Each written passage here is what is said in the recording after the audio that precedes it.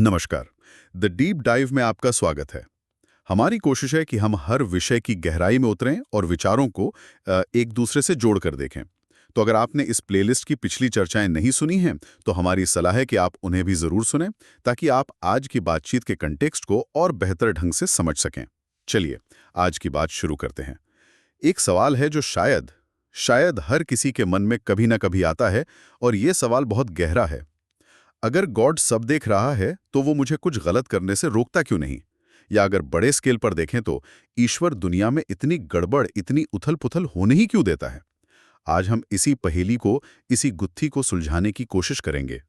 और इसके लिए हमारे पास एक बहुत ही दिलचस्प सोर्स है, एक लेख जिसका नाम है अध्याय 33, ब्रह्मांडीय ट्रैफिक व्यवस्था। नाम सुनकर ही लगता है कि ये कोई भारी भरकम स्पिरिचुअल लेक्चर नहीं, बल्कि एक प्रैक्टिकल फ्रेमवर्क होने वाला है। तो आज का हमारा मिशन है इस अनोखे कॉस्मिक ट्रैफिक सिस्टम की एनालॉजी के जरिए ये समझना कि गॉड्स प्लान और हमारी फ्री विल, ये दोनों एक साथ कैसे काम करते हैं, इनके बीच का आखिर रिश्ता क्या है। ठीक है, तो चलिए इसे अनपैक करते हैं। इस लेख का जो सबसे पहला और बड़ा आइडिया है वो ये है कि भगवान का सिस्टम हमारे एक्शन तय नहीं करता। वो बस एक साइलेंट ऑब्जर्वर की तरह है, एक साक्षी। और इसे समझाने के लिए कमाल की एनालॉजी दी गई है। सोचिए कि लाइफ एक बड़ा चौराहा है और ईश्वर उस चौराहे पर लगा एक ट्रैफिक कैमरा है। और ये साक्षी या ऑब्जर्वर होने वाला आइडिया बहुत पावरफुल है ना। इसका मतलब है बिना किसी दखल के सिर्फ देखना। कैमरे का काम आपकी गाड़ी का स्टीयरिंग पकड़ना तो नहीं है, वो सिर्फ देखता है, रिकॉर्ड करता है। इस लेख का फ्रेमवर्क कहता है कि कैमरा आपकी हर हरकत को, हर मूवमेंट को रिकॉर्ड करता है, जो सीधे आपके कॉस्मिक कर्मा रजिस्टर में दर्ज हो जाती है। ये एक फुली ऑटोमेटेड सिस्टम जैसा है। मतलब कोई मैन्युअली बैठ के हिसाब नहीं लिख रहा है, कोई मुनीम नहीं है वहां। बिल्कुल नहीं, कोई नहीं बैठा है, ये सब ऑटोमेटिक है। और फिर आपके कर्मों के आधार पर जो ट्रैफिक फाइन या चालान है, वो अपने आप आपके घर, मतलब आपके प्रारब्ध के रूप में पहुंच जाता है। और यहाँ दिलचस्प बात यह है कि ये प्रारब्ध कोई सजा नहीं है, ये एक लर्निंग अपॉर्चुनिटी है। ट्रैफिक फाइन का मकसद आपको जेल भेजना नहीं होता। सही बात है। उसका मकसद ये सिखाना है कि नियम तोड़ने का एक नतीजा होता है। ठीक वैसे ही प्रारब्ध हमें हमारे ही कर्मों का नतीजा दिखाता है, ताकि हम सीख सके। ठीक है, तो साक्षी भाव का मतलब हुआ दखल ना देना। लेकिन क्या इससे ईश्वर थोड़ा उदासीन या बेपरवाह नहीं लगता? जैसे उसे कोई फर्क ही नहीं पड़ता कि हम सिग्नल तोड़ रहे हैं या किसी को टक्कर मार रहे हैं या आराम से अपनी लेन में चल रहे हैं। एक पैसिव ऑब्जर्वर, ये थोड़ा कोल्ड साउंड करता है, नहीं? ये बहुत वैलिड सवाल है, और इसका जवाब फ्री विल के सम्मान में छिपा है।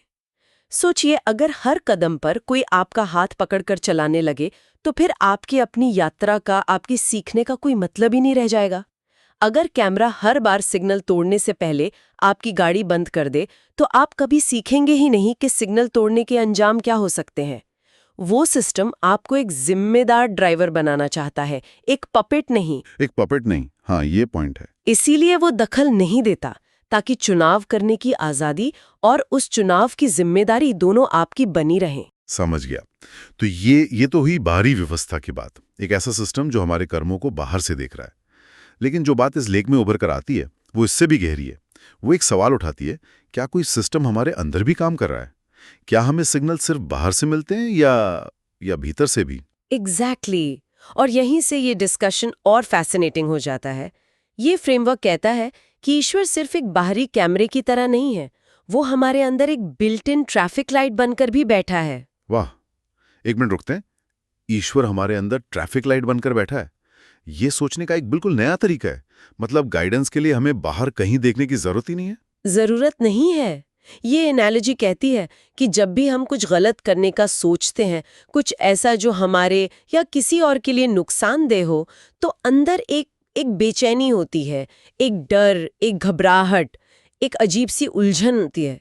लेख इसे ईश्वर का रेड सिग्नल कहता है, एक तरह की लाल बत्ती जो हमें अंदर ही अंदर चेतावनी दे रही है कि आगे खतरा है, रुक जाओ। और इसके ठीक उलट, जब हम सही रास्ते पर होते हैं, कुछ अच्छा करते हैं, किसी की मदद करते हैं या कोई नेक विचार मन मिलाते हैं, तो मन में एक शांति और खुशी महसूस होती है, एक सुकून मिलता है, एक हल्कापन महसूस होता है। ये ग्रीन सिग्नल है, हरी बत्ती। ये अंदर से ये कॉन्फर्मेशन है कि हाँ, ये रास्ता सही है, आगे बढ़ो। हाँ, लेकिन ये ट्रैफिक लाइट वाली बात सुनने में तो बहुत अच्छी लगती है, पर हकीकत में ये इतनी सीधी नहीं है। अगर सबके अंदर हरी और लाल बत्ती जल रही है, तो दुनिया में इतने एक्सीडेंट क्यों हो रहे हैं? हमारी गाड़ी अक्सर लाल बत्ती क्यों पार कर जाती है? हम जानते हैं कि कुछ गलत है, फिर भी हम वो कर जाते हैं। जरूर कोई चीज, कोई गड़बड़ी है इस सिस्टम में। क्या सोर्सेस पर कुछ कहता है? बिल्कुल। और यहीं पर इस फ्रेमवर्क की असली गहराई सामने आती है। वो इस क्यों का बहुत सीधा और स्पष्ट जवाब देता है। वो बताता है कि हमारा चित्त, जिसे आप मन की हार्ड ड्राइव समझ सकते हैं, जहां हमारी सारी यादें, आदतें, संस्कार, पैटर्न्स सब दर्ज हैं, वो इतना अशुद्ध और धुंधला हो जाता है कि हमें ये सिग्नल साफ दिखाई ही नहीं देते। अच्छा, तो इसे ऐसे समझ सकते हैं जैसे किसी गाड़ी का विंडशील्ड। मतलब सामने का शीशा इतना गंदा हो, उस पे धूल और कीचड़ की इतनी मोटी परत जम गई हो कि बाहर की ट्रैफिक लाइट दिख ही ना रही हो। लाइट तो चल रही है, लाल भी हो रही है और हरी भी। लेकिन ड्राइवर तक वो रोशनी पहुंच ही नहीं पा रही। हाँ, एग्जैक्टली। और इसमें एक और बहुत जरूरी बात जुड़ जाती है, देह बुद्धि। इस लेख के अनुसार जब हम देह बुद्धि में होते हैं, यानी खुद को सिर्फ ये शरीर मानते हैं, तो हमारी सोच बहुत लिमिटेड हो जाती है। और ये देह बुद्धि ही सारे शॉर्टकट की जड़ है। जब आप खुद को सिर्फ शरीर मानते हैं तो आपकी प्रायोरिटीज क्या होती हैं? शरीर का सुख, शरीर की सुरक्षा, फौरन मिलने वाला फायदा। आप उस दूर लगे ट्रैफिक कैमरे को भूल जाते हैं क्योंकि वो एक लॉन्ग टर्म कॉन्सिक्वेंस लगता है। आपकी सोच लॉन्ग टर्म से हटकर इमीडिएट ग्रेटिफिकेशन पर आ जाती है। अभी मजा आना चाहिए, बात का बाद में देखेंगे। ये देह बुद्धि की आवाज है। ये वो मेंटालिटी है जो कहती है अगर कोई देख नहीं रहा तो नियम तोड़ने में क्या हर्ज है। सही बात है। हम उस बाहरी कैमरे को तो भूल ही जाते हैं और अंदर की ट्रैफिक लाइट की तो परवाह ही नहीं करते, क्योंकि शीशा ही गंदा है। हमें लगता है कि नियम तोड़कर भाग जाना ही समझदारी है, जबकि असल में हम अपने ही कॉस्मिक कर्मा रजिस्टर में एक और एंट्री कर रहे होते हैं। और चित्त सिर्फ हमारा कॉन्शियस माइंड नहीं है, ये हमारे सभी संस्कारों और कर्मों का भंडार है। जन्म जन्मांतर से हमने जो कुछ भी सोचा, कहा या किया है, वो सब इसमें दर्ज है। जब इस पर विचारों, इच्छाओं और वासनाओं की धूल की परतें जम जाती हैं, तो अंदर की जो साफ आवाज है, जो विवेक का सिग्नल है, वो दब जाता है। वो लाल और हरी बत्ती की रोशनी उस धूल की वजह से हम तक पहुंच ही नहीं पाती।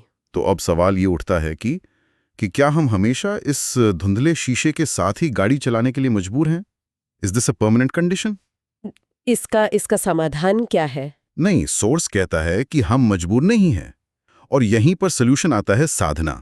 साधना उस वाइपर की तरह है जो हमारे चित्तरूपी गाड़ी के शीशे पर जमी हुई उस धूल और धुंध को धीरे धीरे साफ कर देती है। तो साधना मतलब सिर्फ सुबह बैठकर पूजा करना या मंत्र पढ़ना नहीं है, क्योंकि ज्यादातर लोग साधना को इसी तरह देखते हैं। बिल्कुल नहीं। इस फ्रेमवर्क के हिसाब से साधना हर वो कॉन्शियस एक्शन है जो आप अपने शीशे को साफ करने की नीयत से करते हैं। ये ध्यान हो सकता है, प्रार्थना हो सकती है, किसी की बिना स्वार्थ के सेवा करना हो सकता है, या अच्छी किताबों को पढ़ना हो सकता है, जिसे स्वाध्याय कहते हैं। अगर आप चुपचाप बैठकर अपने गुस्से को सिर्फ देखते हैं, बिना उस पर रिएक्ट किए, तो वो भी साधना है। अगर आप जानबूझकर किसी की मदद करते हैं बिना कुछ उम्मीद किए, वो भी साधना है। It's the wiper in action during daily life. मतलब नियत, इंटेंशन सबसे ज्यादा जरूरी है। Intention is everything. और सोर्स बताता है कि जैसे जैसे चित्त शुद्ध होता है, ईश्वर के संकेत, जिन्हें लेख में स्फुरण कहा गया है, वो एकदम क्रिस्टल क्लियर सुनाई और दिखाई देने लगते हैं। आपको तुरंत पता चल जाता है कि मन में उठा ये विचार सही दिशा में है या गलत। वो अंदर की बेचैनी या शांति इतनी ऑब्वियस हो जाती है कि आप उसे इग्नोर कर ही नहीं सकते। और इसका नतीजा ये होता है कि आपको किसी बाहरी अथॉरिटी या मंजूरी की जरूरत नहीं पड़ती। आपको किसी से पूछने की जरूरत नहीं पड़ती कि क्या सही है या मैं क्या करूं। आपका अपना विवेक ही आपका गुरु बन जाता है। आपकी अंतरात्मा ही आपका सबसे भरोसेमंद जीपीएस बन जाती है। शीशा इतना साफ हो जाता है कि हर सिग्नल स्पष्ट दिखता है। और तब नियम का पालन करना बोझ नहीं, बल्कि स्वाभाविक हो जाता है। आप खुद ही सही रास्ता चुनते हैं क्योंकि आपको साफ साफ दिख रहा होता है कि दूसरे रास्ते पर एक्सीडेंट होना तय है। और सच कहूं तो ये थोड़ा डरावना भी है।